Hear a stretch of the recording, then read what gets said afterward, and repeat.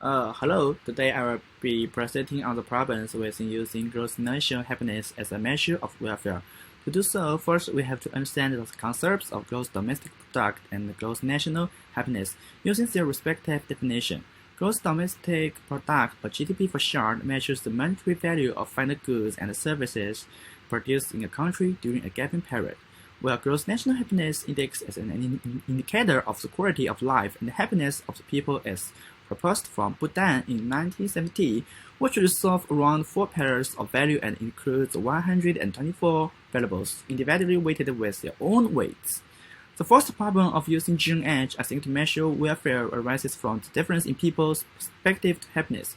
For example, the upper classes might place more emphasis on time use, which is under Hammer's work-life balance, as they have already achieved high living standards and don't rely on it for happiness. However, for the lower class of society, their happiness comes from earning enough money.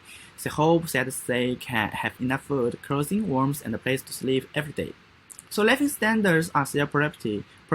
They will value each indicator differently, and in rare cases, poorer citizens who emphasize less on material goods can experience higher welfare standards than those who are rich.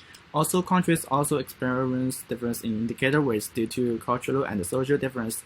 For instance, compare Bhutan and Australia's economy of Bhutan is subpar, so they don't have a high demand for material goods. On the other hand, Australia is a country with a good economy, where its citizens have better living standards and education. These citizens will value the indicator differently, making it hard to compare GNH between countries. Secondly, I think another problem of GNH arises due to the difficulty of measuring GNH using the specified indicator. I think it's difficult for us to measure the GNH of a country due to the size of the population and the range of the indicator. Even Bhutan has done statistics only 3 times. If a country has a large population such as China, it is difficult to use these 124 variables to measure a country's GNH. This will be extremely complex and difficult task for those who measure GNH.